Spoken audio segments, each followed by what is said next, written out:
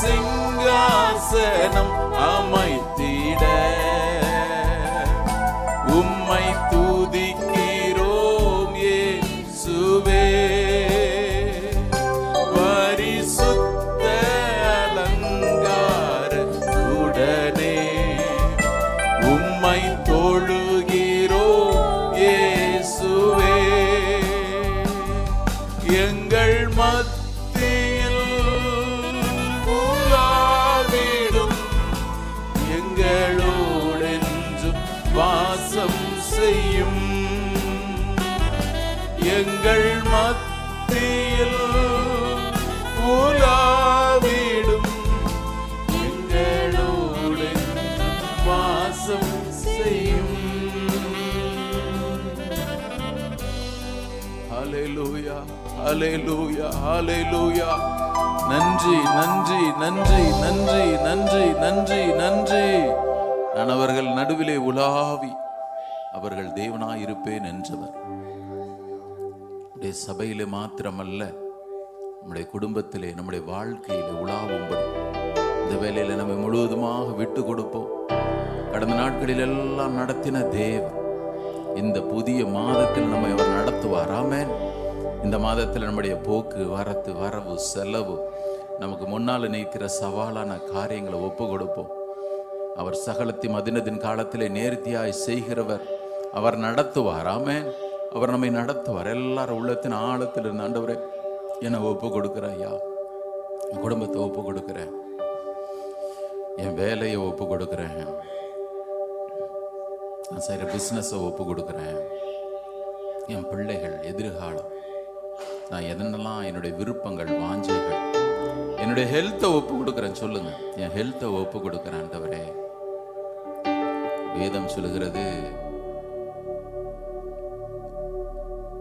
மனுஷர் நமக்கு விரோதமாய் எழும்பின பொழுது கர்த்தர் நம்முடைய பட்சத்தில் இராவிட்டால், கர்த்தர் தாமே நம்முடைய பட்சத்தில் இராவிட்டால், அவர்கள் கோபம் நம்மேல் எரிகையில் என்றைக்கோ உயிரோடு விழுங்கி இருப்பார்கள். எத்தனை சூழ்நிலைகள் நம்மளை விழுங்கி இருக்குமோ தெரியாது. ஆனால் அவர் நம்மை தப்புவித்தார். ஆமென். நம்மை தப்புவித்தார். எல்லாரும் ஒருமனப்பட்டு நம்முடைய எல்லா காரியங்களையும் ஒப்பு கொடுப்போம். அவர் நேர்த்தியாய் நடத்துவார். அப்படி சொல்றேன், அவர் நேர்த்தியாய் நடத்துகிறவர்.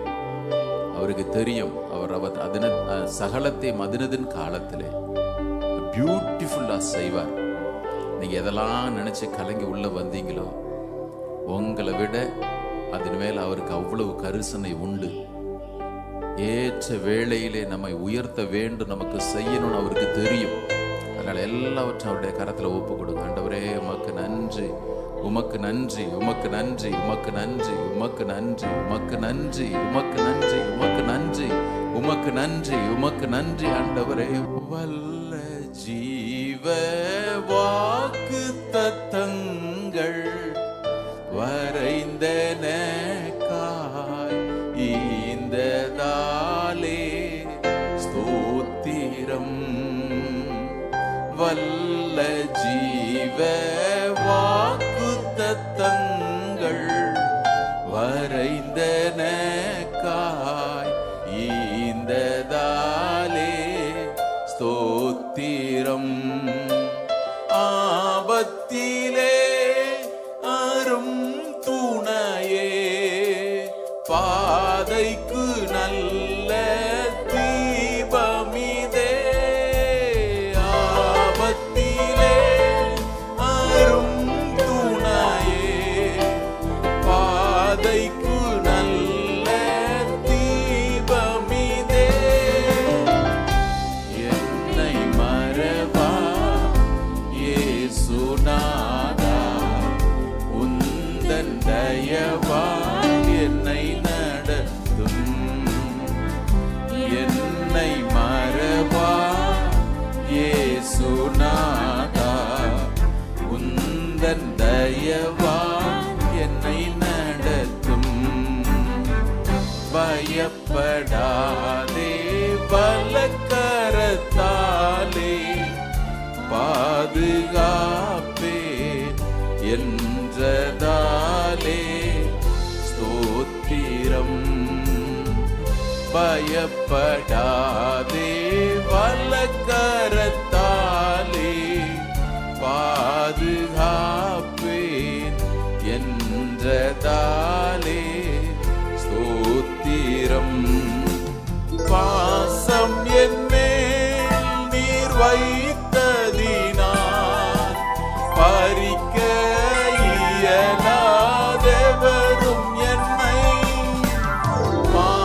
கரம் என்னை நீர் வைத்ததினார் பறிக்க இயலாதவரும்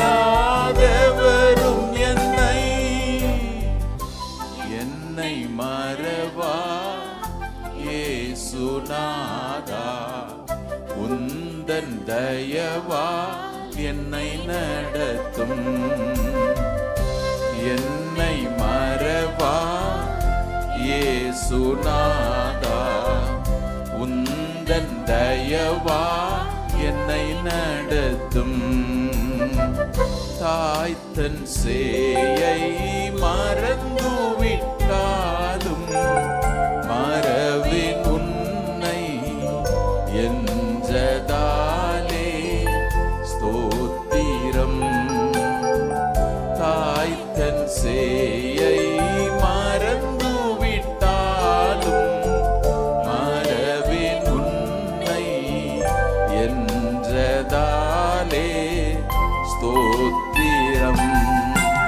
வரைந்திரன்றோ உம் உள்ளங்கையில் உன்னதாயந்தன் புகலிடமே.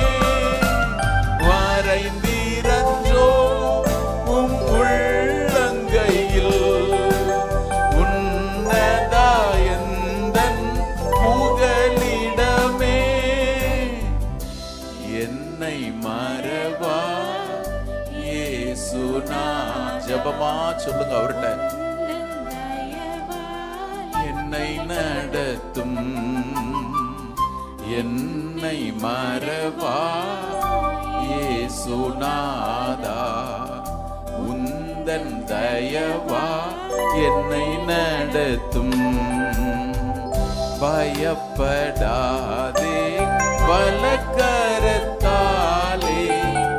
பாதுகாப்பேன்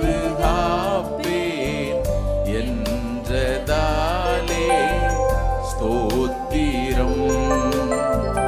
பயப்படாதே வலக்கரத்தாலே பாதுகாப்பேன் என்றதாலே ஸ்தோத்திரம். பறந்திடுதே உம் நாமத்திலே பரணே எனக்காய் ஜெய கொடியே.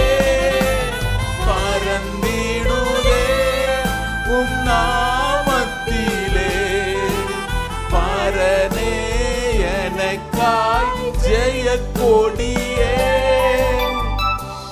என்னை மறவா இயேசுநாதா, உந்தன் தயவா என்னை நடத்தும்.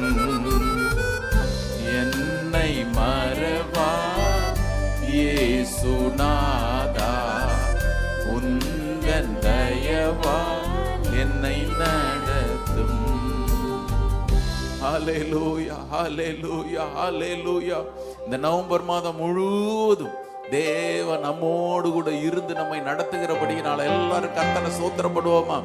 நன்றி ஆண்டவரே, நன்றி ஐயா, நன்றி. இந்த நவம்பர் மாதத்தின் 30 நாட்களும் கரங்களிலே ஒப்பு கொடுக்கிறோம். நாங்கள் ஒன்று சேர்ந்து தேவ பிள்ளைகளாய் ஆண்டவரே, எங்கள் ஆண்டவர் எங்களுக்கு முன்பாக சென்று எல்லா தடைகளையும் நீர் நீக்குகிறீர் என்பதை அறிந்து, ஆண்டவரே எங்களுக்கு நீர் ராஜ பாதையை உண்டாக்குகிறீர் என்பதை அறிந்து விசுவாசித்து உம்மை துதிக்கிறோம். நசரேனா இயேசு கிறிஸ்துவின் நாமத்தினாலே நீர் எங்களுக்கு முன்பாக வைத்திருக்கிற திறந்த வாசலுக்காக ஸ்தோத்திரம். நசரேனா இயேசு கிறிஸ்துவின் நாமத்தினாலே இந்த மாதம் முழுவதும் எங்களுக்கு நீர் கொடுக்கிற சுகத்திற்காய் பலனுக்காய் ஸ்தோத்திரம். நசரேனா இயேசு கிறிஸ்துவின் நாமத்தினாலே பரணே எங்களுக்காய் நீர் ஜெயக்கொடி ஏற்றுகிறபடினாலே ஸ்தோத்திரம். வெள்ளம் போல சத்துரு வரும் பொழுதெல்லாம் நசரேனா இயேசு கிறிஸ்துவின் நாமத்தினாலே ஆவியானவர் அவனுக்கு விரோதமாய் கொடியேற்றுகிறபடியினாலே ஸ்தோத்திரம். நசரேனா இயேசு கிறிஸ்துவின் நாமத்தினாலே ஆண்டவரே எங்கள் வாழ்க்கையில் இருக்கிற தடைகளை எல்லாம் கர்த்தர் தகர்த்து போடுகிறபடியினாலே ஸ்தோத்திரம். ஆண்டவரே, நஸ்ரேனாகிய இயேசு கிறிஸ்துவின் நாமத்தினாலே நீர் எங்களுக்கு கொடுக்கிற பாதுகாப்பிற்காக ஸ்தோத்திரம். நஸ்ரேனாகிய இயேசு கிறிஸ்துவின் நாமத்தினாலே எங்களுக்கு நீர் கொடுக்கிற பராமரிப்பிற்காக ஸ்தோத்திரம். நஸ்ரேனாகிய இயேசு கிறிஸ்துவின் நாமத்தினாலே எங்களுடைய மன விருப்பங்கள் வாஞ்சைகளை நிறைவேற்றுகிறபடினாலே ஸ்தோத்திரம். நஸ்ரேனாகிய இயேசு கிறிஸ்துவின் நாமத்தினாலே இந்த மாதம் முழுவதும் நன்மையும் கிருபையும் எங்களை தொடர்கிறபடினாலே ஸ்தோத்திரம் ஐயா. Thank you Lord. எங்கள் நடுவிலே நீர் அசைகிறதை, உலாவுகிறதை, பலத்த காரியங்களை செய்கிறதை எங்களுடைய வாழ்க்கையின் அனுபவமாக்கிக் கொள்ள நீர் எங்களுக்கு உதவி செய்வீராக. உமக்கு நன்றி, உமக்கு நன்றி, உமக்கு நன்றி, உமக்கு நன்றி, உமக்கு நன்றி. துதி கன மகிமை எல்லாம் ஒருவருக்கு ஏறெடுக்கிறோம். மீட்பர் இயேசுவின் நாமத்தில் எங்களை தாழ்த்தி ஜெபிக்கிறோம் நல்ல பிதாவே. ஆமென். உட்காரும். கர்த்தருடைய பரிசுத்த நாமத்திற்கு மகிமை உண்டாவதாக. இந்த நாளிலே, இந்த நவம்பர் மாதத்தின் முதலாவது நாளிலே கர்த்தருடைய சமூகத்திலே நாம் கூடி வருவதற்கு ஆண்டவர் பாராட்டின நல்ல கிருபைகளுக்காக நான் உள்ளத்தின் ஆழத்திலிருந்து ஆண்டவருக்கு நன்றி செலுத்துகிறேன். ஆமென்.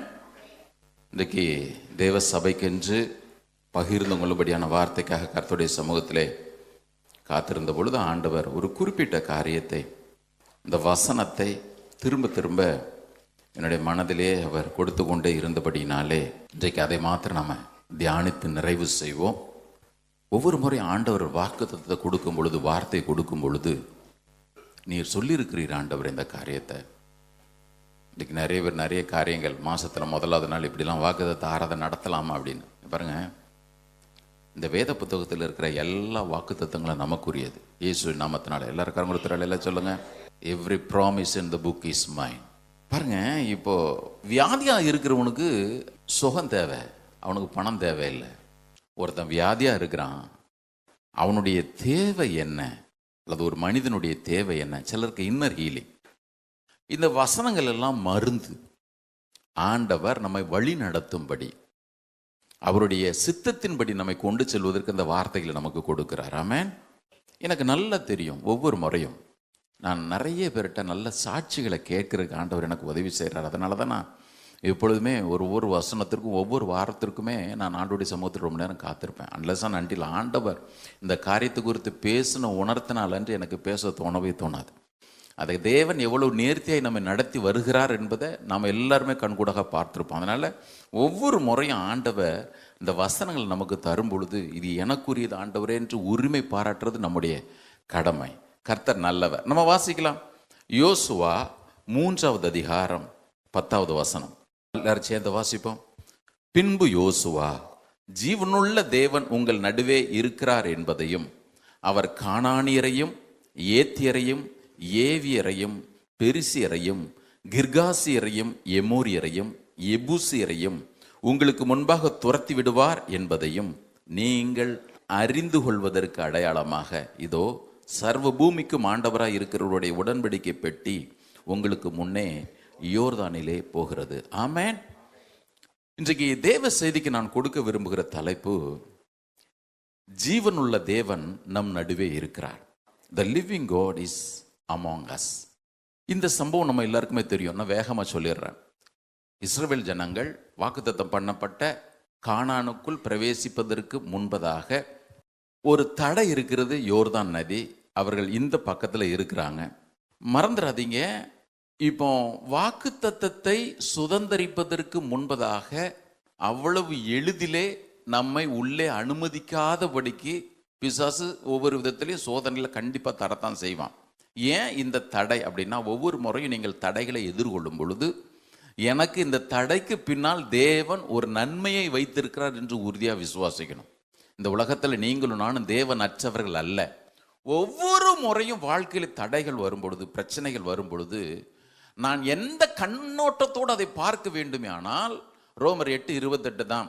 அன்றும் அவருடைய தீர்மானத்தின்படி அழைக்கப்பட்டவர்களாய் தேவனிடத்தில் அன்பு கூறுகிறவர்களுக்கு சகலமும் நன்மைக்கு ஏதுவாகவே நடக்கிறது கிடையாது, நன்மைக்கு ஏதுவாகவே நடக்கிறது என்று நாம் அறிந்திருக்கிறோம். For we no.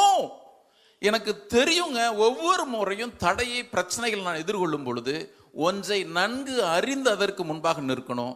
என் தேவன், நான் அவரை நேசிக்கிறபடியினாலே இதை எனக்கு நன்மைக்கு ஏதுவாக நடத்தி தர போகிறார்.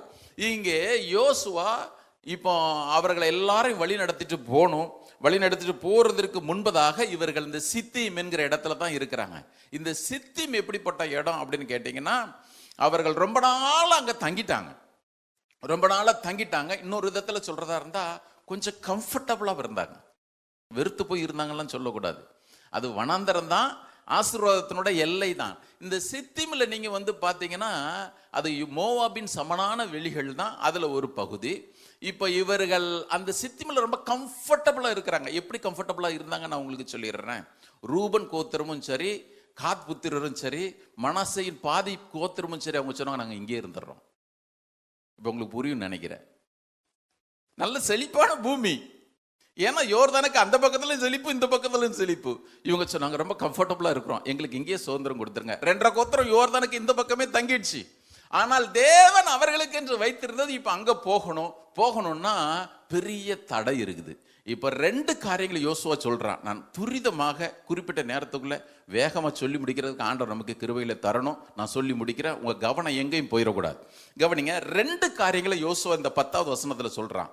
நம்பர் 1, ஜீவனுள்ள தேவன் உங்கள் நடுவிலே இருக்கிறார் என்பதையும், அவர் எல்லா சத்துருக்களையும் துரத்தி, கானானில் இருந்த 7 பலத்த ஜாதிகளை அவர் துரத்தினார் நம்ம வாசிக்கிறோம் அப்போஸ்தலர் நடவடிக்கைகள் 13வது அதிகாரத்துல. இப்போ 1, தேவன் உங்கள் நடுவில் இருக்கிறார். 2வது, தேவன் உங்களுக்கு தேசத்தை தருவார் என்பதற்கு அடையாளமாக இந்த யோர்தான் இப்ப பழக்க போகுது. ஒரு அல்லே சொல்லுவோமா? யோர்தானை பிளந்தவங்க போகணுங்க. யோர்தான் வழி விட்டு யோர்தானுடைய நதிகள் ஓரமா நின்று இவர்கள் அங்க போகணும். நல்ல கவனிங்க. இப்போ ஆண்டவர் யோர்தான் பொளக்கிறத வாயை பொளந்துட்டு பாருலாம் சொல்லல. அதுக்கு இல்லை இந்த அற்புதம். யோர்தான் 2ஆக பிரியணுங்க. நீங்கள் நானும் நினைப்போம் இந்த 3வது அதிகாரத்துல 4வது அதிகாரத்துல யோர்தான் 2ஆ பொளந்ததுதான் பெருசுன்னு. இல்ல, ஆண்டவர் சொல்றாரு அதெல்லாம் உனக்கு ஒரு சைன், உனக்கு ஒரு அடையாளம். நீ எது தெரியுமா பெருசா பார்க்கணும்? நான் உன் நடுவிலே இருக்கிறேன், உடைய வாக்குத்தத்தங்கள் எல்லாவற்றையும் நான் சுதந்திரிக்க செய்வேன். ஆமென். நிறைய நேரத்தில் நம்ம நீங்க 3வது அதிகாரம் 4வது அதிகாரத்தை வாசிக்கிறவங்கள்ட்ட நீங்க என்ன வாசிங்க கேட்டீங்க, யோர்தான் பிளந்துச்சு, யோர்தான் பிளந்துச்சு, யோர்தான் பிளந்துச்சு. அது இல்லை. கர்த்தர் சொல்றாரு அது உனக்கு ஒரு அடையாளம். உனக்கு முக்கியமா நான் வச்சிருக்கிற ஆசீர்வாதம் என்ன தெரியுமா? நான் உன் நடுவுல இருக்கிறேன். இதுதான் உனக்கு இருக்கிற பெரிய பிளெஸிங். 2வது, நான் உனக்கு என்று வைத்திருக்கிற சிறப்பான ஒன்று. நான் உனக்கு வச்சிருக்கிற சிறப்பான ஒன்று. சரி, இந்த வார்த்தை சொல்றது யார் அப்படின்னு நீங்க பாத்தீங்கன்னா 11வது வசனம், அவர் சர்வ பூமிக்கும் ஆண்டவர் இந்த வார்த்தையை சொல்றார். ஒரு நிலையில சொல்லுங்க பாப்போம். அவர் சர்வ பூமிக்கும் ஆண்டவர் இருக்கிறார். நமக்கு இருக்கிற ஆண்டவர் எப்பொழுதுமே சிறப்பானதை தருகிறவர். நேற்று இந்த வசனங்களை நான் தியானிச்சு கொண்டிருந்த பொழுது எனக்கு சில வசனங்களை வாசிக்கும் பொழுது அவ்வளவு சந்தோஷமா இருந்துச்சு. பாருங்களேன், ஆண்டவர் எப்பொழுதுமே ஒன்று, அவரிடத்தில் இருப்பதை நமக்கு தருகிறார். என்னது தருகிறார்? பொண்ணு வெள்ளியும் அவருடையது, பூமியின் நிறைவும் அவருடையது. கரெக்டா? பூமி வெள்ளி நிறைவும் அவருடையது. அவரிடத்தில் இருப்பதை அவர் கொடுப்பது ஒண்ணு. இந்த உலகத்தில் நம்மிடத்தில் இருப்பதை கொடுக்கலாம். ஒருவேளை பணக்காரன் கொடுக்குறான்னு வச்சுங்களேன், நம்ம இடத்துல 100 ரூபாய் இருக்கு, 10 ரூபா ஒருத்தவங்கள்ட்ட கொடுக்குறோம். 2வது, தமக்குரியதை கொடுப்பது ஒண்ணு இருக்கு.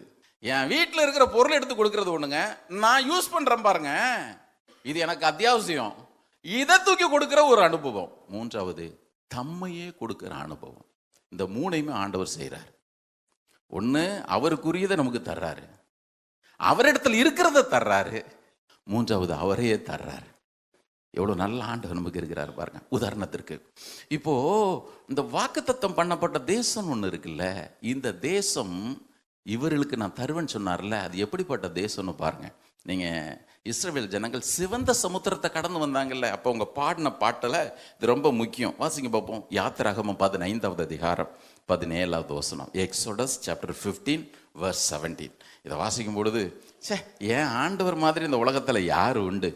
இந்த வாக்குத்தத்தம் பண்ணப்பட்ட தேசம் இஸ்ரவேலுக்கு கொடுத்தது யார்? ஆபிரகாமுக்கு வாக்குத்தத்தம் பண்ணது அப்படின்லாம் நம்ம வாசிக்கிட்டே இருக்கோம். இந்த 15வது அதிகாரம் 17வது வசனத்துல மோசேயையும் இஸ்ரவேல் புத்திரரும் பாடும் பொழுது இந்த வசனத்தை சொல்றாங்க. 17, நீர் அவர்களை கொண்டு போய் கர்த்தராகிய தேவரீர் தங்குகிறதற்கு நியமித்த ஸ்தானமாகிய உம்முடைய சுதந்திரத்தின் பர்வதத்திலும் ஆண்டவராகிய தேவருடைய கரங்கள் ஸ்தாபித்த பரிசுத்த ஸ்தலத்திலும் அவர்களை நாட்டுவீர். கரங்கள் ஒருத்தர் சொல்லுங்க பார்ப்போம். புரியுதா உங்களுக்கு? இங்க அவங்க என்ன தெரியுமா பாடுனாங்க? ஆண்டவரே, நீர் தங்குகிறதற்கு இந்த பூமியில ஒரு இடத்தை ஏற்படுத்தினீர்ல, நீர் வாசம் பண்ணும்படி ஒரு சிறப்பான ஒரு இடத்தை ஏற்படுத்தினீர்ல, அந்த இடத்துல இவர்களும் இருக்கும்படி நீர் அவர்களை கொண்டு போறீர். இதை விட சிறந்தது எதுவுமே இருக்க முடியாது. ஆண்டவர் தம்மை தந்தார். நான் இப்ப இந்த ஒரு குறிப்பை மாத்திரம் நான் உங்களுக்கு சொல்றேன். ஆண்டவர் தமக்கென்று ஒன்று ஏற்படுத்தி இருந்தாரு, அதை அவர் நமக்கு தருகிறார். உதாரணத்திற்கு ஆண்டவர் இந்த பூமியில ஆண்டவர் இயேசு மனுஷனா வந்த பொழுது சொன்னாரு, யோவான் 14வது அதிகாரம் 3வது வசனத்துல, நான் போறேன் உங்களுக்காக ஒரு ஸ்தலத்தை ஆயத்தம் பண்ணின பின்பு, ஜான் சாப்டர் 14:3, நான் போய் உங்களுக்காக ஒரு ஸ்தலத்தை ஆயத்தம் பண்ணின பின்பு நான் வந்து உங்களை கூட்டிட்டு போய் சேர்க்கிறேன்னு அவர் சொல்லலை. அவர் சொல்றாரு, நான் இருக்கிற இடத்துல, இன்னொரு இடத்துல சொல்றா, எனக்குன்னு உள்ள இடத்துல நீங்களும் இருக்கும்படி நான் மறுபடியும் வந்து உங்களை சேர்த்து கொள்ளுவேன். எத்தனை நல்ல ஆண்டவர் நமக்கு இருக்கிறார். ஆமென். எத்தனை நல்ல ஆண்டவர். பிரதர் சிஸ்டர் கவனிங்க, இந்த பூமியில நமக்கு இருக்கிற தேவன் எப்படிப்பட்டவர் அப்படின்னா, அவரிடத்தில் இருக்கிற சிறப்பானதை இன்னொரு மேல போய் நான் சொல்றேன், அவருக்குன்னு இருக்கிற சிறப்பானதை நமக்கு தர விரும்புகிறவர். ஆமென். இப்போ ஆண்டவர் இந்த இடத்துல உங்கள் நடுவில் நான் இருக்கிறேன், இந்த வசனத்தை திரும்ப திரும்ப அவர்களுக்கு நினைப்பிட்டு கொண்டுகிட்டே இருந்தார். எகிப்திலிருந்து உன்னை மீட்டாச்சுப்பா, நீ அங்கே போய் சேர்ந்தா சேரு அப்படின்லாம் கர்த்தர் சொல்லி அனுப்பிச்சிடல. நீ அங்கே போ, மாத்திரமல்ல நான் உன் கூடையே இருக்கிறேன். இந்த டவுட் அவங்களுக்கு அப்பப்போ வந்துச்சு. உதாரணத்திற்கு யாத்திராகமம் 17வது அதிகாரம் 7வது வசனத்தில் நீங்கள் வாசிங்கன்னா, அங்கே தண்ணீர் தட்டுப்பாடு வந்த உடனே அவங்க சொன்னாங்க, கர்த்தர் எங்கள் நடுவில் இருக்கிறாரா? இந்த டவுட் வந்துடுது. குறை வந்த உடனே அவங்க என்ன தெரியுமா சொன்னாங்க? கர்த்தர் எங்கள் நடுவில் இருக்கிறாரா? கர்த்தர் இருந்தாருன்னா ஏன் இதெல்லாம் நடக்குது? கர்த்தர் எங்கள் நடுவில் இருக்கிறாரா? இந்த வார்த்தையை சொல்றத தேவன் ஒரு நாள் விரும்பவே இல்லை. ஏன் விரும்பல அப்படின்னா, அவர் எப்பொழுதுமே நம்மை ஒரு பாதையிலே நடத்தும் பொழுது நம்மோடு கூட நடந்து வருகிறவராய் இருக்கிறார். ஒரு நாளும் உங்களை என்னை அவர் தனியா விடுகிறதே இல்லை. அது எந்த வனாந்தரத்தின் பாதையா இருந்தாலும் சரி. வனாந்தரத்துல நடந்து வந்தாரு. தாவீது சொல்றார், நான் மரண இருளின் பள்ளத்தாக்கிலே நடந்தாலும் தேவரீர் எனக்கு துணை செய்வீர்னு சொல்லல, நீர் என்னோடு கூட இருக்கிறீர் ஆண்டவரே, உம்முடைய கோலும் உம்முடைய தடியும் என்னை தேற்றும். நம்முடைய வாழ்க்கையின் பாதை ஒவ்வொன்றிலும் இம்மானுவேலர் நம்மோடு கூட நடந்து வருகிறபடினால கரங்குளத்து சத்தம் ஒரு அலையில சொல்லுவோமாம். இந்த உலகத்துல இருக்கிற வாக்குத்தத்தங்களே சிறந்த வாக்குத்தத்தம் அதுதான். நான் உன்னை விட்டு விலகவே மாட்டேன், உன்னை கைவிடவே மாட்டேன். இங்கேயும் ஆண்டவர் சொல்றாரு, நான் உன்னுடைய நடுவிலே இருக்கும்படியாக விரும்புகிறேன், உன்னுடைய நடுவிலே என்னுடைய கூடாரத்தை நான் ஸ்தாபிப்பேன். இன்னொரு விதத்துல சொல்றதா இருந்தா, நான் உன்னுடைய பட்சத்திலிருந்து உன்னை கண்ணோக்குவேன், உன்னுடைய ஒவ்வொரு காரியத்தை நான் பார்த்துட்டே இருப்பேன். நீ விழும் பொழுது உன்னை நான் தூக்கி விடுவேன், நீ பலவீனப்படும் பொழுது உன்னை நான் பலப்படுத்துவேன், நீ எப்பொழுதெல்லாம் அடுத்த அடி எடுத்து வைக்க முடியவில்லை என்று இருளிலே நீ தடுமாறும் பொழுது உனக்கு முன்பதாக என்னுடைய வெளிச்சத்தை நான் வீச செய்வேன். நான் அருளிய வெளிச்சத்தினாலே நீ உன்னுடைய இருளை எளிதிலே கடந்து செல்ல முடியும். ஆமென். எத்தனை நல்ல ஆண்டவர் நமக்கு இருக்கிறாரு பாருங்க. இப்போ எந்த சூழலில் இவர்கள் வந்து நிற்கிறாங்கன்னு பாத்தீங்கன்னா, ஏற்கனவே இதுதான் புதிதான அற்புதமான இல்லை, ஏற்கனவே ஆண்டவர் இந்த அற்புதத்தை செஞ்சிட்டார். எங்க செஞ்சிட்டாரு? அவர்கள் எகிப்திலிருந்து விடுதலையாகி வரும் பொழுது சிவந்த சமுத்திரம், ரெட் சி இவர்களுக்கு முன்பதாக வழிவிட்டதை எல்லாரும் கண்ணால பார்த்தாங்க. ஆனா என்ன ஒரு துக்கம்னா, இப்ப வனாந்தரத்துல மொத்த கூட்டம் அழிஞ்சிச்சு. இப்போ இருக்கிற இந்த 20 லட்சத்திற்கும் அதிகமானோர் புது ஜெனரேஷன், அந்த அற்புதத்தை பார்த்திராதவர்கள். நேற்று கூட நான் யோசிச்சுக்கிட்டு இருந்தேன், வனாந்திரத்தில் 20 லட்சம் பேர் பிறந்திருக்கிறான். எந்த அப்போலோ ஹாஸ்பிட்டல் இருந்துச்சு, எந்த மெட்டர்னிட்டி ஹாஸ்பிட்டல் இருந்துச்சு, எங்கே போய் ஒருத்தருக்கும் சிசரியன் நடத்துறதுக்கு ஆண்டவர், சிசெக்ஷன் நடத்துறதுக்குலாம் ஆண்டவர் அனுமதிக்கல. வனாந்திரத்தில் 20 லட்சம் பிள்ளைங்களை பெத்தெடுக்க செஞ்சு சேஃபாக பிரசவம் பார்த்து, இதெல்லாம் கற்பனை பண்ணி பார்த்தீங்களா? இதெல்லாம் பெரிய அற்புதம். நம்ம அதெல்லாம் நினைக்கிறதே இல்லை. 40 வருஷத்தில் கிட்டத்தட்ட 20 லட்சம் பிள்ளைங்களை வனாந்திரத்தில் பிறக வச்சு அதுக்கு தேவையான பாதுகாப்பையும் பராமரிப்பையும் கொடுத்து, இப்போ இவர்களெல்லாம் தேவன் செய்தார்னு கேள்விப்பட்டவங்களே தான், தவிர ஒருத்தரும் பார்க்கவே இல்லை. ஒருத்தர் அந்த அற்புதத்தை பார்க்கவே இல்லை.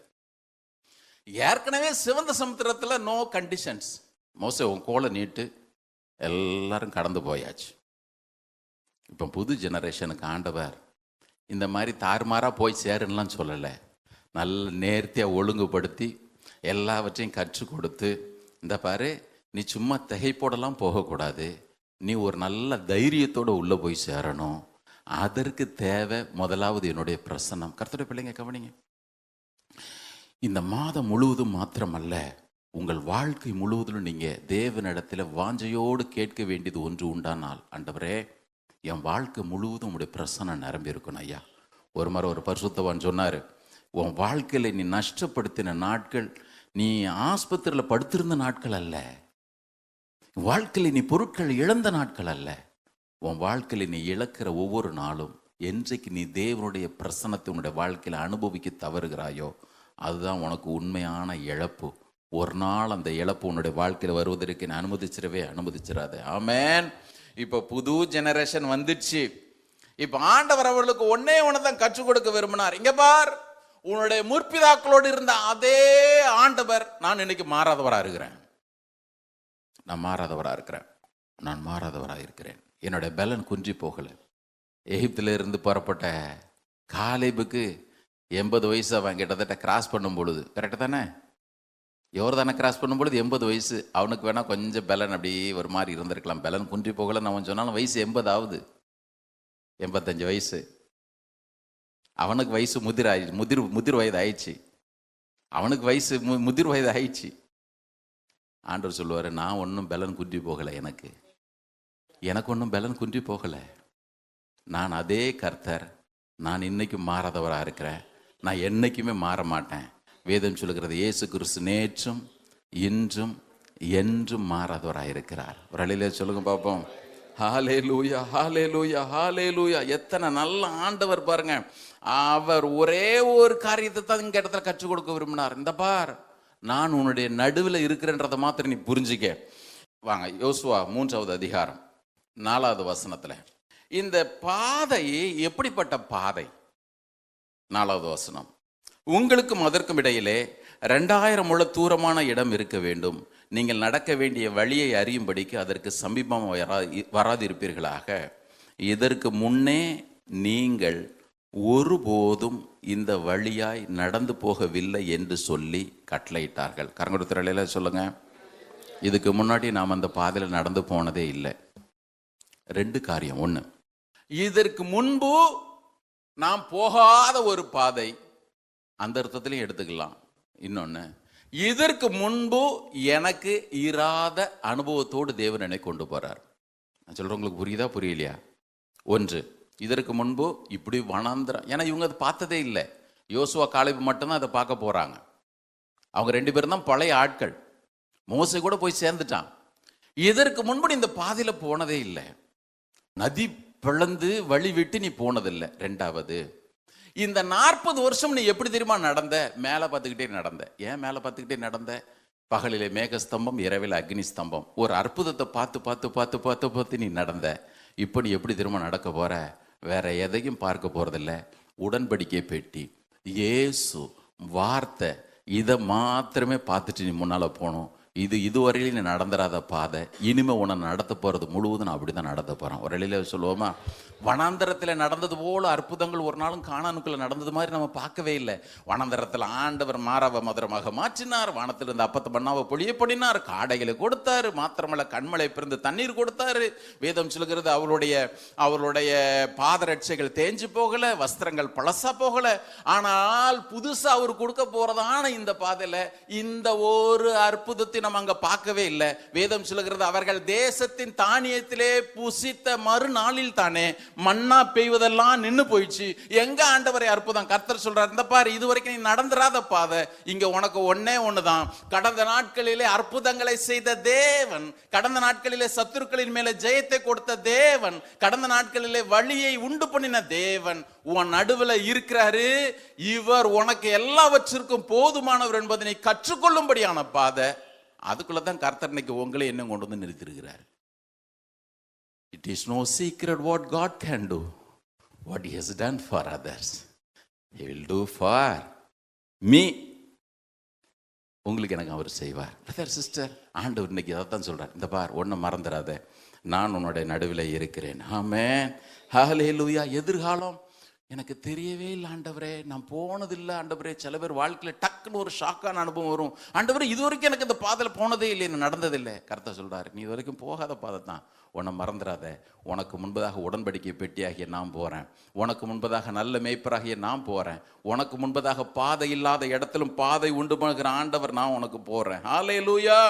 இந்த 3வது அதிகாரத்திலையும் 4வது அதிகாரத்திலையும் வாசிச்சிங்கன்னா யோர்தான் கடந்து போனார்கள்னு சொல்கிறத விட, நேற்று உட்காந்து எண்ணி பார்த்தேன், 3வது அதிகாரத்தில் 9 முறை கர்த்தருடைய பெட்டி, சாட்சியின் பெட்டி, உடன்படிக்கை பெட்டின்லாம் போட்டிருக்குது. 4வது அதிகாரத்தில் 8 முறை போட்டிருக்குது கர்த்தருடைய பெட்டி, சாட்சியின் பெட்டி. ஆக மொத்தம் 3 நாள்ல 17 முறை யோர்தானை விட கடந்து போனார்கள் சொல்றதை விட கர்த்தருடைய பெட்டி, சாட்சியின் பெட்டி, பெட்டி, உடன்படிக்கை பெட்டி. ஆண்டவர் இதை தான் சொல்ற, யோர்தானையே பார்த்துட்டு இருக்கிறத நீ பார்க்க வேண்டியது ஃபுல்லா உடன்படிக்கை பெட்டியை மாத்திரம் பார்த்துக்கிட்டே இரு. ஆமே. இதற்கு முன்பு அந்த மேகஸ்தம்பம், அக்னி ஸ்தம்பம், அந்த மாதிரி அனுபவங்கள்லாம் இல்லை. இப்போ ஒன்றே ஒன்று நடத்துவதற்கு வேதம் சொல்லுகிறது, உம்முடைய வசனம் என்னுடைய கால்களுக்கு தீபம், என்னுடைய பாதைக்கு வெளிச்சம். நான் உன் கூட இருக்கிறேன். ஹல்லேலூயா. இஸ்ரவேல் ஜனங்களுக்கு அது மட்டும்தான் தேவைப்பட்டுச்சு. மறுபடியும் சொல்றேன், அவர்களுக்கு மாத்திரமல்ல, நமக்கும் இன்னைக்கு தேவை அதுதான். ஆண்டவர் அதனால தான் சொன்னார், ஏய் மோசே, உனக்கு வாக்குத்தத்தம் பண்ணப்பட்ட தேசம் தானே வேணும், நீ போ, நான் ஒரு தூதனை அனுப்புறேன். ஆனால் நான் உங்களை வரமாட்டேன்னு சொன்னேன். ஆண்டவர் அவன் சொல்லிட்டான், ஆண்டவரே எனக்கு அதெல்லாம் வேண்டாம், எனக்கு தேவை நீர் வேணும் ஐயா. உம்முடைய சமூகம் மாத்திரம் என்னோடு இராவிட்டால், நீ எங்க நடுவில் இராவிட்டால் எங்களுக்கு அந்த வாக்குத்தத்தம் பண்ண தேசமும் வேண்டாம், பாலும் வேண்டாம், தேனும் வேண்டாம். எங்களுக்கு தேவை நீர் மாத்திரம் தான் ஆண்டவரே. ஹல்லேலூயா. இப்போ உங்களுக்கு நான் சொல்றது புரியும் நினைக்கிறேன். ஜீவனுள்ள தேவன் நம்முடைய நடுவில் இருக்கிறார் என்கிற வாக்குத்தத்தம் இந்த உலகத்தில் இருக்கிற எல்லா வாக்குத்தத்தங்களிலும் பெரிய வாக்குத்தத்தம். ஏன் அப்படின்னு கேட்டீங்கன்னா, அவர் என்னோடு இருப்பாரையானால் மாத்திரம்தான் அவருடைய சித்தத்தை நான் செய்ய முடியும். அவர் நம்மோடு இருப்பாரானால் மாத்திரம்தான் நம்முடைய யோர்தானை நம்ம கடக்க முடியும். அவர் நம்மோடு இருப்பாரானால் மாத்திரம்தான் நம்ம வாக்குத்தத்தம் பண்ணப்பட்ட ஒவ்வொன்றையும் நம்மாலே சுதந்திரிக்க முடியும். ஹல்லேலூயா, ஹல்லேலூயா, ஹல்லேலூயா, ஹல்லேலூயா. இன்றைக்கு நம்முடைய தேவை அதுதான். அதனால தான் ஆண்டவர் சொல்றார், இங்க பார், ஜீவனுள்ள தேவன் உன் நடுவில் இருக்கிறார், இதை நீ அறிந்துக்க. பர்டிகுலராக யோசுவா கிட்ட சொல்ல சொன்னார், ஜீவனுள்ள தேவன் நான் உன் நடுவில் இருக்கிறேன். இதெல்லாம் உனக்கு ஃபவுண்டேஷன், இதெல்லாம் இதற்கு அடையாளம். ஆண்டவர் உன் கூட இருப்பாருன்னா எல்லா நன்மைகளும் சுதந்திரிக்க செய்வார். கவனிங்க, இது வெறுமனே இவர்கள் சொன்ன வார்த்தை மாத்திரம் அல்ல. தேவன் இன்னைக்கு நமக்கு அதை தான் சொல்ல விரும்புகிறார். ஒரு சம்பவத்தை மாத்திரம் நான் சொல்லி முடிச்சிடறேன். நீங்க ஏசாயா 7வது அதிகாரத்திற்கு திருப்புங்க.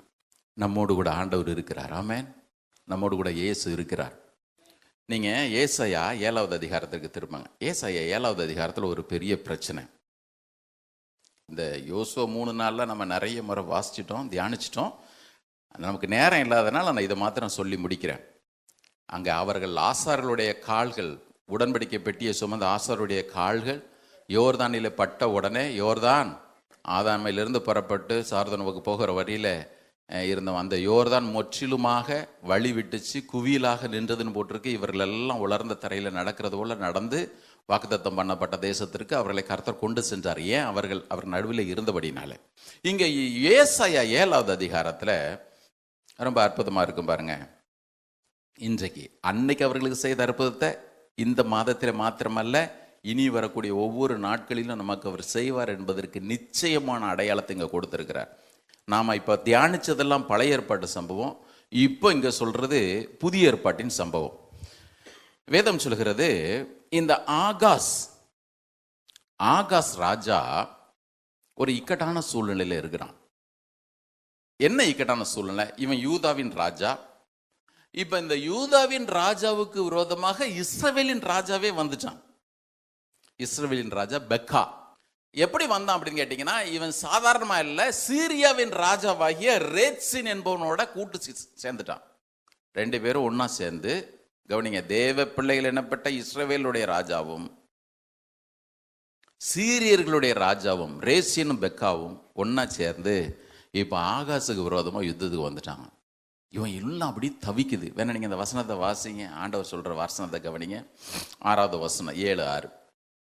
நீ பயப்படாமல் அமர்ந்திருக்க பார், இந்த 2 புகைகிற கொள்ளி கட்டைகளாகிய சீரியரோட வந்த ரேத்சீனும் ரெமலியாவின் மகனும் கொண்ட உக்கிர கோபத்து நிமித்தம் உன்னுடைய இருதயம் துவள வேண்டாம். நல்லா கவனிங்க, நான் சொல்றதுக்கு ரெண்டுக்கும் சம்பந்தம் இருக்கு, அதனால தான் நான் சொல்றேன். இது வேறு சம்பவம் அல்ல. ஆண்டவர் சொன்னார், ஆகாஷ் நீ ரொம்பலாம் பயப்படாதப்பா, தீர்க்க தரிசனம் வருது, 2 கொல்லிக்கட்டை உனக்கு விரோதமாக வருது. சில இடத்துல ஆண்டவரே அப்படிப்பட்ட வார்த்தையெல்லாம் பயன்படுத்துகிறாரு பாருங்க. கொல்லிக்கட்டை, ஆஃபீஸில் எத்தனை கொல்லிக்கட்டை உங்களுக்கு இருக்குன்னு தெரியல, சிலருக்கு வீட்லேயே கொல்லிக்கட்டைங்க உண்டு. அம்மாட்ட கேட்டால் ஐயா தான் கொல்லிக்கட்டைன்னு சொல்லுவார், ஐயாட்ட கேட்டால் அம்மா தான் கொல்லிக்கட்டைன்னு. எப்படியோ கொல்லிக்கட்டை, 2 கொல்லிக்கட்டை நிமித்தம் உன்னுடைய இருதயம் துவள வேண்டாம். இப்போ பிரச்சனை என்ன தெரியுமா? பெரிய வார் நடக்குது. கவனிங்க, வார். சீரிய ராஜா அவனும் யுத்தத்துக்கு இஸ்ரவேலின் ராஜாவாகிய பெக்காவோட சேர்ந்துட்டு இப்போ ஆகாசுக்கு விரோதமாக யுத்தத்துக்கு வர்றான். இப்போ கர்த்தர் யுத்தத்துக்கு என்ன பண்ணணும் அப்படின்னா, ஈரானுக்கு ரஷ்யா ராணுவ தடவாளங்கள்லாம் கொடுத்துச்சுன்னா இஸ்ரேலுக்கு அமெரிக்கா என்ன கொடுக்கணும்? ஈரானுக்கு ரஷ்யால இருந்து எல்லாம் ஆயுதங்கள் வருது, இஸ்ரேலுக்கு அமெரிக்கா என்ன கொடுக்கணும்? ஆயுதங்கள் கொடுக்கணும். கரெக்டு தானே? இப்போ ஆகாசுக்கு விரோதமாக ரேசியனும் பெக்காவும் ஆயுதங்களோட வர்றாங்க. இப்போ கர்த்தர் ஆகாசுக்கு என்ன கொடுக்கணும்? ஆயுதம் என்ன கொடுக்கணும்? அப்படி வாசிங்க பார்ப்போம், கர்த்தர் என்ன சொல்றாருன்னு பாருங்க. இப்போ ஆகாசு ஒரு அடையாளத்தை கேளுன்றார். ஐயோ கர்த்தரை பரீட்சை பார்க்க மாட்டேன் அப்படின்னு சொல்றாரு.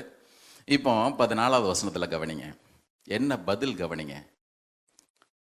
ஆதலால் ஆண்டவர் தாமே உங்களுக்கு ஒரு அடையாளத்தை கொடுப்பார். இதோ ஒரு கன்னிகை கர்ப்பவதியாகி ஒரு குமாரனை பெறுவாள், அவருக்கு இம்மானுவேல் என்று பேரிடுவாள்னு சொல்லிட்டு சொல்யூஷனை என்ன தெரியுமா சொல்றாரு? ஆயுத தளவாடங்கள்லாம் கொடுக்கல, அவர் சொல்றாரு இம்மானுவேல் எனப்படுவார். இம்மானுவேல் என்பதற்கு தேவன் நம்மோடு என்பது அர்த்தம். இப்போ நாம பிரச்சனைக்கு என்ன கேட்டாலும் ஆண்டவர் என்ன தெரியுமா சொல்யூஷன் கொடுக்குறாரு?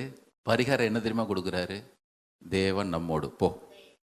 நான் அதனால தான் ஆரம்பத்தில் உங்களுக்கு சொன்னேன், தேவன் நம்முடைய நடுவில் இருக்கிறார் என்பதை விட சிறந்த ஒரு ஆசீர்வாதம் அந்த உலகத்தில் இருந்துடவே முடியாது.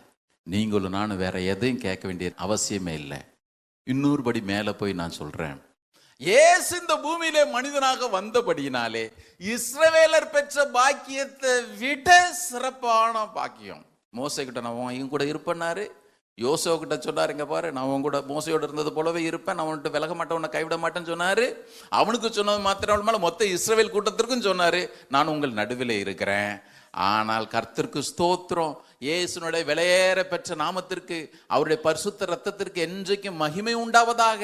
அந்த ரத்தத்தினாலே நான் கழுவப்பட்டபடியினாலே, ரட்சிக்கப்பட்டபடியினாலே, மீட்பு நமக்கு கிடைத்தபடியினாலே அவர் நம்முடைய நடுவில் இருப்பது மாத்திரமல்ல, நம்மோடு இருப்பது மாத்திரமல்ல, நமக்குள்ளும் வாசம் பண்ணுகிற அந்த பாக்கியத்தை பெற்றோம். நான் சொல்லுவேன், அவர்கள் அன்றைக்கு யோர்தானை கடந்தது எவ்வளவு நிச்சயமோ, தேவன் அவர்களோடு இருந்தபடினாலே அவர்கள் கடந்தார்கள். இன்னைக்கு அதை விட மேலான பாக்கியத்தை நீங்களும் நானும் பெற்றிருக்கிறோம். அவர் நமக்குள் இருக்கிறபடியினாலே கண்டிப்பாக அவர் இருக்கிற, அவருக்கென்று ஆயத்தம் பண்ணின அந்த சிறப்பான நன்மையுள்ள இடத்திலே எத்தனை யோர்தான் குறுக்கிட்டு வந்தாலும் சரி, கண்டிப்பாக நாம் அதை கடக்க செய்வார். அவருடைய பிரசன்னத்தினாலே கடக்க செய்வார். நாம் கண்டிப்பாக நமக்கென்று வைத்திருக்கிற ஒவ்வொன்றையுமே நாம் சுதந்திரிப்போம். நஸ்ரனாகிய இயேசு கிறிஸ்துவின் நாமத்தினாலே. அந்த நல்ல பாக்கியத்திற்காக எல்லாரும் கரங்களை உயர்த்தி சத்தம் முறையிலே சொல்லுங்க. நான் இன்னைக்கு சொல்றதுக்கு உங்களுக்கு நேரம் இல்லை, நீங்க வேணா அப்புறம் எபிரேயர் 12வது அதிகாரத்துல வீட்டில் போய் வாசிச்சு பாருங்க. நம்மை தேவன் கொண்டு வந்திருப்பது எந்த இடத்திற்கு தெரியுமா? நம்மை பரம எருசலேம் இடத்திலே கொண்டு வந்திருக்கிறாருன்னு போட்டிருக்குது. ஆயிரமான பரிசுத்தவான்களுடைய சபைக்கு கொண்டு வந்திருக்கிறாருன்னு போட்டிருக்குது. ரத்தம் தெளிக்கப்படுதலுக்கு கொண்டு வந்திருக்கிறாருன்னு போட்டிருக்குது. ஆவிகள் கூடுகிற நல்ல சங்கமத்தில் பரிசுத்தவான்களுடைய ஆவிகள் இடத்துல நம்மை கொண்டு வந்தாருன்னு போட்டிருக்குது. தேவனுக்குரிய இடம், அந்த இடத்துல உங்களை வந்து கொண்டு சேர்க்கும்படியாக இயேசுனுடைய பரிசுத்த ரத்தம் நமக்கு சிந்தப்பட்டபடினாலே இந்த முழு நிச்சயம் நமக்கு உண்டு. கண்டிப்பாக எல்லாவற்றையும் நம்ம கடந்து தான் தீருவோம். ஆமென். அவர் கடக்க செய்வார், அவர் கடக்க செய்வார், கண்டிப்பாக கடக்க செய்வார். அவர் நம்மோடு கூட இருக்கிறார். ஆமென். அவர் நம்மோடு கூட இருக்கிறார். ஒரு நாள் இதை மறந்துடாதீங்க. ஆண்டவரே, நீர் என் கூட இருக்கிறதுனால, நீரே எனக்கு பரிகாரமாக கொடுக்கப்பட்டிருக்கிறபடினாலே எல்லாவற்றையும் நான் கடந்து போவேன், எல்லாவற்றையும் நான் சுதந்திரிப்பேன். ஆண்டவரே, இப்போ ஆண்டவர் அவரிடத்துல சொன்னது ஒன்னே ஒன்று தான். இந்த பார், யோர்தான் உன் கண்ணில் பற்றக்கூடாது. கடந்த நாட்களில் நீ அனுபவித்த நன்மைகள் எல்லாம் மனசில் வச்சுக்க. ஆனால் ஒன்று மாத்திரம், உன்னுடைய கண்கள் இயேசுவின் மேலே மாத்திரம் பதிந்திருக்கட்டும். ஆண்டவர் சொல்லிட்டாரு, இங்கே பாரு, நீ பார்க்க வேண்டியது, உன்னுடைய கண்கள் பதிந்திருக்க வேண்டியது. ஏன்னா அன்னைக்கு தேவனை விட்டு ரொம்ப தூரத்தில் தான் அவங்க இருந்தாங்க. அவங்க பரிசுத்த ஸ்தலத்துக்குள்ளே யாரும் போக முடியாது. அதனால ஆண்டவர் அவ்வளோ டிஸ்டன்ஸ் மெயின்டைன் பண்ண சொன்னார். இன்னும் பார்த்தீங்கன்னா இன்றைக்கி நம்ம ரொம்ப பக்கத்தில் போக முடியும். நம்முடைய கண்கள் மாத்திரம் பெட்டியின் மேலே பதிந்திருக்கட்டும். அன்னைக்கு பெட்டி இயேசுக்கு அடையாளம். இன்றைக்கு நமக்கு இயேசு ரியலானவராக இருக்கிறார். ஆமென். நம்முடைய கண்கள் பதிந்திருக்கட்டும். இந்த இயேசுனுடைய பிரசனத்தை சுமந்தவர்களாய் யோர்தானை பார்த்து போப்போன்னு சொல்ல வேண்டியதில்லை. இந்த பிரசனம் நம்மோடு இருக்குமே ஆனால், நமக்குள் இருக்குமே ஆனால், நாம் யோர்தானில் நம்முடைய கால்கள் பட்ட உடனே அவைகளெல்லாம் நமக்கு வழிவிடும். மறந்துடாதீங்க, அப்படி தான் வசனம் சொல்லுது. பெட்டியை சுமக்கிற ஆசாரியருடைய கால்கள் யோர்தானிலே பட்ட உடனே யோர்தான் அவர்களுக்கு வழிவிட்டது. இவன் புரியுதா ஆண்டவருடைய பிரசனத்தை சுமக்கிறதுனுடைய அவசியம்? நம்ம நிறைய நேரத்தில் ஆண்டவரே அவர் செய்யணும், இவர் செய்யணும், அவர் செஞ்சால் நடக்கும், இவர் செஞ்சால் நடக்கும். ஆண்டவர் சொல்கிறார், இங்கே பாரு, நீ செஞ்சால் நடக்கும், நீ ஜெபிக்கும் பொழுது நடக்கும், நீ தடைகளை உடைக்க முடியும். ஒன்னே ஒன்று தேவை, உன் வாழ்க்கை என்னுடைய பிரசனத்தினாலே நிரம்பி இருக்கணும். கர்த்தர் நமக்கு உதவி செய்வாராக. ஆமென். இன்னைக்கு ஆண்டவரே, நீர் என்னோடு கூட இருக்கிறீர், என்னுடைய தேசங்களை எல்லாம் அல்லது ஆசீர்வாதங்கள் எல்லாம் நீர் சுதந்திரிக்க செய்வீர். ஆண்டவர் சொல்வார், இந்த ஒரு கன்ஃபர்மேஷன் மாட்டும் உனக்குள்ளே இருக்கட்டும். நான் எப்பொழுதும் உன்னோடு இருக்கத்தக்கதாக உன்னுடைய வாயின் வார்த்தைகளும் சரி, உன்னுடைய தியானங்களும் சரி, உன்னுடைய செயல்களும் சரி, அதை மாத்திரம் இன்னைக்கு கரெக்ட் பண்ணிக்க. உன்னுடைய வாழ்க்கையில் இருக்கிற எல்லா யோர்தானையும் நான் பிளக்க செய்வேன். உனக்கென்று நான் எனக்கென்று ஏற்படுத்தி உனக்கு கொடுக்க விரும்புகிற அந்த நன்மைகள் எல்லாவற்றையும் உனக்கு நான் தருவேன். ஆமென். எல்லாரும் எழுந்து நிற்போம். ஆண்டவர்கிட்ட கேளுங்க, ஆண்டவரே, நம்முடைய பிரசனை என்ன நிரப்பட்டோம் ஐயா, நம்முடைய மகிமின் பிரசனை என்ன நிரப்பட்டோம். இது மட்டும் வேற எதுவுமே கேட்காதீங்க. இன்னைக்கு உங்களுக்கு முன்னால் இருக்கிற சவால்கள் தடையெல்லாம் தூக்கி ஓரம் வைங்க. நீங்களான்னு கேட்க வேண்டியது ஒன்று, ஆண்டவரே, நம்முடைய பிரசனை என்னோடு கூட இருக்கட்டும் ஐயா, நான் உங்களோடு கூட இருக்கணும், உங்களோடு நடக்கணும். ஆமென். ஹல்லேலூயா, ஹல்லேலூயா, ஹல்லேலூயா, ஹல்லேலூயா. நன்றி, நன்றி, நன்றி. எல்லாரும் கையை உயர்த்துங்க. நன்றி, நன்றி, நன்றி, நன்றி, நன்றி, நன்றி. எனக்காக யாவையும் செய்பவரே, செய்து முடிப்பவரே, எனக்காக யாவையும் செய்பவரே, செய்து முடிப்பவரே, என் பாரங்கள் என் சுமைகள், என் பாரங்கள் என் சுமைகள் உம் பாதத்தில் நான் இறக்கி வைத்தேன். உம் பாதத்தில் நான் இறக்கி வைத்தேன். ஏசையா, உம்மைத்தானே என் முன்னே நிறுத்தியுள்ளே. ஏசையா, உம்மைத்தானே என் முன்னே நிறுத்தியுள்ளே. உம்மோடு இருப்பதுதான் என் உள்ளத்தின் வாஞ்சையா, உம் சித்தம் செய்வதுதான் இதயத்தின் ஏக்கமையா. அன்பின் ஆண்டவரே, நீர் எங்களுக்கு தந்திருக்கிற இந்த புதிய மாதத்திற்காய் ஸ்தோத்திரம். எங்கள் ஆண்டவர் எங்களுக்காக நேர்த்தியாய் ஒவ்வொன்றையும் நீர் ஆயத்தம் பண்ணி வைத்திருக்கிறீர். இனிமேல் நீர் எங்களுக்கு ஒன்று செய்வதென்று அல்ல, எங்களுக்காக எல்லாவற்றையும் உலக தோற்றத்திற்கு முன்பதாக ரட்சிப்பை கொடுக்கும்படி தீர்மானித்திருந்தீர். அதோடு கூட சேர்ந்த எல்லா நன்மைகளும் நீர் ஆயத்தம் பண்ணி இருக்கிறீர். நீர் ஆயத்தம் பண்ணின எல்லாவற்றையும் இந்த மாதத்தில் நாங்கள் சுதந்திரிக்க செய்யும். அது சுகமோ பலனோ ஆண்டவரே பொருளாதார நன்மைகளோ ஆண்டவரே எதுவாக இருந்தாலும் ஒன்றும் விடாமல் கர்த்தாவையே சுதந்திரிக்க செய்யும். குறிப்பாக இந்த மாதத்தில் நம்முடைய பிள்ளைகளுக்கு பாதுகாப்பு பராமரிப்பு உண்டாயிருக்கட்டும். அவர்கள் போக்கிலும் வரத்திலும் கர்த்தருடைய கரம் கூட இருக்கட்டும்.